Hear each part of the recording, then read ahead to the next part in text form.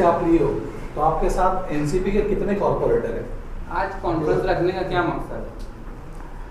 बात ऐसी है कि कुछ रोज़ से गांव के अंदर एक बात चल रही है।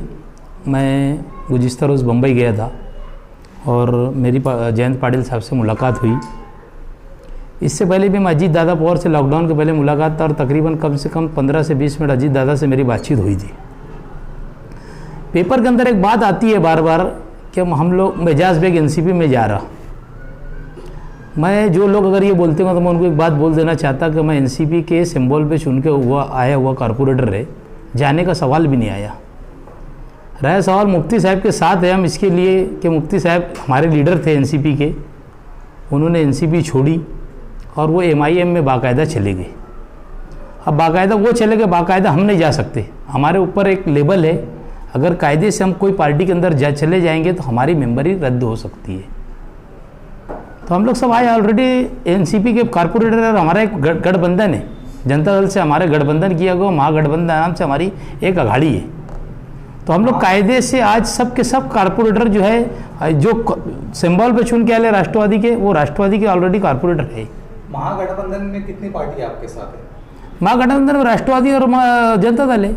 जनता दल के कितने कॉर्पोरेटर आपके साथ है? कॉर्पोरेटर तो हम एक साथी है ना महागठबंधन के। ये जब रहा सवाल कि आप आगे किसको क्या इख्तियार करना है, जैसे लोग बोलते हैं हम एमआईएम के अंदर चले गए, तो मेरा जहाँ तक कि मेरा आप लोगों का सवाल का जवाब मेरा ये है कि एमआईएम में जाने का सवाल नहीं आया। मुफ्ती साहब हमारे नेता थे, वो एमआईएम के अंदर गए तो हमारे उनकी मदद के लिए हम उनके साथ थे। क्या आप भी मुफ्ती साहब आपके लीडर हैं? मुफ्ती साहब असल में के लीडर हम दिल से उनको मानते। और रहा सवाल पार्टी बेस का, पार्टी बेस का तो हम राष्ट्रवादी चुन के हम किसी पार्टी के अंदर जाने का लिख के भी नहीं दे सकते कि हम एमआई में चले गए और किसी पार्टी के अंदर चले गए। आवाम में ऐसा चर्चा है कि मुफ्ती साहब आपको बोल रहे हैं ये सब करने के लिए। नहीं, मुफ्ती साहब ने, मैंने उनको सिर्फ ऐसा एक उस दिन खाना खाने के लिए यहाँ शादी में आए थे मुफ्ती साहब, तो मैं उनको इतना बोला कि मैं जयंत पाटिल से मिलने के लिए जा रहा। ये नहीं बोला उनको कि मैं काहे के लिए जा रहा। और वो क्यों बोलेंगे मुझे, मैं अपने दिल का मालिक है, वो उनकी पार्टी अलग, मेरी पार्टी अलग है। वो लीडर है मेरे, मैं आखिरी तक के लीडर मानूंगा क्योंकि मैं उनके साथ 10 साल रहा। मैं आज भी शेख रशीद साहब को लीडर मानता हूँ क्योंकि मैं 15 साल उनके साथ में रहा। अभी फिलहाल आप मुफ्ती साहब के साथ है क्या? मैं झुकाव है क्या मुफ्ती साहब की तरफ?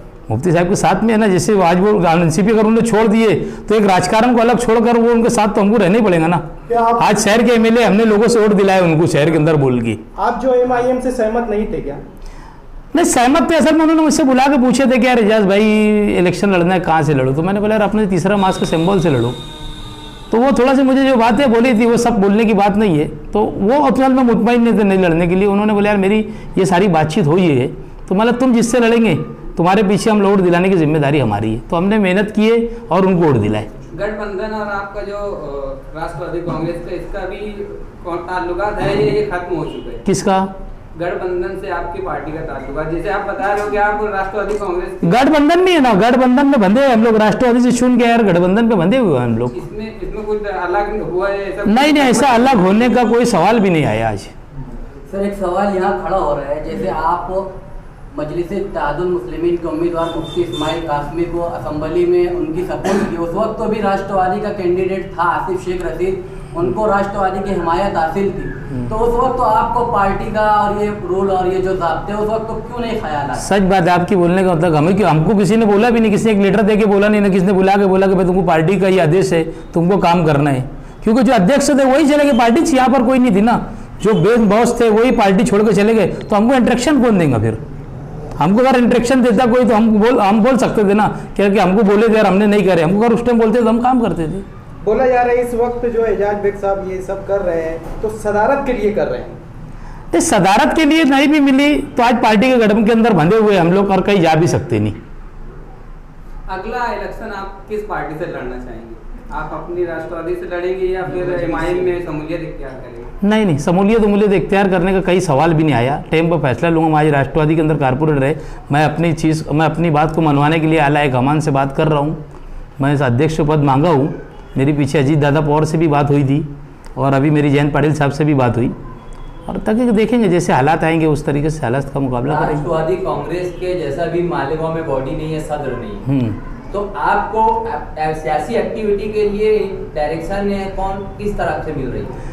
अरे मैं खुद आई एम बॉस, मैं 25 साल से कारपोरेटर रहे, मेरे को किसी की डायरेक्शन की जरूरत नहीं, लोग मेरे से डायरेक्शन लेते हैं। मैंने इतना बड़ा बड़ा पद भोग चुका, 3 टाइम स्थायी समिति सभापति था, मैं नगर अध्यक्ष था, मैं 25 साल से कारपोरेटर है, मेरी बीवी कारपोरेटर है, मुझे किसी की डायरेक्शन की जरूरत ही नहीं है ना। पिछले दिनों हमने अखबार में पढ़ा कि जनता दल का भी अलहदगी पर गौर है मुत्तहिदा महाज से, तो क्या आप मुफ्ती मोहम्मद इस्माइल साहब की कारकर्दगी से मुतमईन नहीं है गठबंधन? मुतमईन के सवाल के ऊपर मुझसे और कल भी सवाल की, एक चैनल वाले ने मुझसे सवाल किया, बोले यार आप उनसे मुतमईन नहीं है क्या?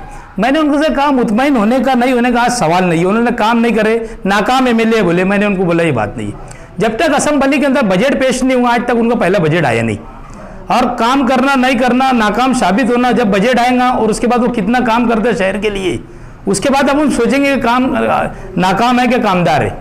आज तो उनको नाकाम में कोई नहीं बोल सकता, अपोजिशन बोल रही बात अलग है, मैं नहीं बोलूंगा क्योंकि मैंने उनके लिए वोट मांगा, वो शहर के लोगों ने मेरे बोलने पर वोट दिए, मैं उनसे काम करने के लेने की ताकत रखता हूँ। हालात को देखते हुए आप नुमाइंदगी के बारे में क्या बोलेंगे मुफ्ती मोहम्मद इस्माइल साहब? हालात नुमाइंदगी के बारे में मुफ्ती साहब को यही कहूंगा कि बजट आएगा और उसके बाद अगर काम नहीं करेंगे तो जो बोलना रहेगा बोलेंगे। आज बजट आने नहीं, कोई चीज़ है नहीं हाथ में। किसी का और कोई क्वेश्चन? हो गए। आपके इस इकदाम से आपने जो मुलाकात की मुंबई आकर जयंत पाटिल और साहब वगैरह से, तो इस इकदाम से शहर का कितना भला हो सकता है? या मुस्तकबिल में अगर आपको सदारत मिल गई राष्ट्रवादी की, देखो आपके क्या प्रोग्राम, क्या है प्लान, क्या है आगे का? देखो घोड़ा मैदान दूर नहीं रहेगा, मैं काम करने वाला शख्स है, आप लोग खुद जानते मालेगांव शहर के अंदर, और मेरी आदत है काम करने की। पार्टी से जितना फ़ायदा हो सकेगा, जो मेरी अजीत दादा से अर्थ मंत्री है, क्योंकि वो खुद आज पूरा खजाना उनके पास है, जब मैं पार्टी के अंदर मुझे अगर कोई जिम्मेदारी दी जाएंगी ना तो मैं पूरी तरीके से अजीत दादा पावर से लाके गांव के अंदर फंड कैसे लाना, क्या करना, मैं अपने तौर पे भागदौड़ करूंगा, जहाँ जिसकी भी ज़रूरत पड़ेगी शहर के काम के लिए, चाहे फिर वो शेख आसिफ से मिलना पड़े, चाहे मुफ्ती इस्माइल से मिलना पड़े, सबसे मुलाकात करके एक शहर को डेवलप के रास्ते पे लेके जाना अपना प्रोग्राम रहेगा। क्योंकि हालात इस तरीके से ख़राब है कि शहर के जो रोड रास्ते आज इतने ख़राब हो चुके कि अपने गाँव के अंदर आने के बाद ऐसी हालत हो जाती कि आदमी परेशान रहता कि मैं कहाँ गया। तो उसके लिए मुझे कुछ भी करना पड़ेगा ना, तो मैं करूँगा, और मैं इंशाअल्लाह ताला काम के लिए ही समझ लेना कि मैं एनसीपी के अंदर यानी लीडरों से मुलाकात करा गई काम के लिए। हमने उस दिन थोड़ी सी बात करते करते शंकापुर के पाइपलाइन के बारे में भी मुस्तकिल में खुद बोला उनको, जयंत पाटिल साहब को, यार वो पाइपलाइन बहुत ख़राब हो चुकी है हमारे यहाँ से, बोले मैं लेटर दूंगा, बोले थोड़ा सी बजट के अंदर उतना पैसा ये कर देना। कांग्रेस और राष्ट्रवादी कांग्रेस का जैसे गठजोड़ है, इत्तेहाद है, महाराष्ट्र में बोलो या नेशनल लेवल पे बोलो, तो कहीं ऐसा तो नहीं कि राष्ट्रवादी कांग्रेस को मजबूत करके आप मकामी कांग्रेस को फायदा पहुंचाना चाहते हैं? ऐसा है कि मैं खुद जिम्मेदारी जब ले रहा तो किसी को फायदा पहुंचाने का सवाल ही नहीं आया। जिम्मेदारी जब मैं मेरे ऊपर लूंगा तो मैं किसी को फायदा पहुंचाने की जरूरत है कि यार ये मकामी आज जैसे मजलिस की जैसे और जो गठबंधन है, इनके ही चर्चा सुनने आ रही कि आने वाले कारपोरेशन इलेक्शन में कहीं अपनी अहमियत बढ़ाने के लिए हरकत तो नहीं? असल में ऐसा है कि किसको फायदा किसको नुकसान, ये सब अपने अपने लीडर जब अखबार में आए ना तो सब लीडर अपने अपने बारे में सोचने लगे कि मुझे कितना फायदा है और मुफ्ती इस्माइल को कितना फायदा है, शेख आसिफ को कितना फायदा है और किसको कितना नुकसान है। ये अपने आप को दोनों ने सोच लिया, समझ लिया, तो किसको फायदा मुझे पहुंचाने का सवाल क्या आया?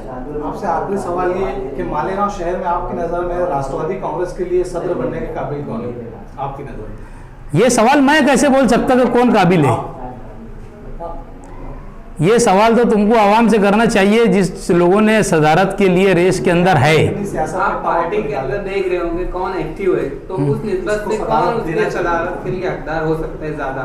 नहीं, ज्यादा और कम का सवाल नहीं आया। सीनियरिटी जब अगर ऊपर आला हाईकमान के लोग अगर देंगे तो वो ये देखेंगे भी काम कौन करेगा, सीनियरिटी किसकी है, ये सारी चीज़ देख कर देंगे ना वो भी। और वो आगे ऑब्जर्वर भेजते शहर के अंदर, ऑब्जर्वर आके देखेंगे पूरा, वो देखेंगे कितना इनका किसकी कार्यकर्दगी कितनी है।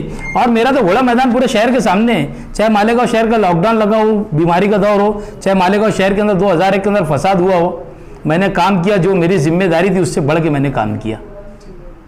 ठीक है, शुक्रिया। ठीक है, शुक्रिया।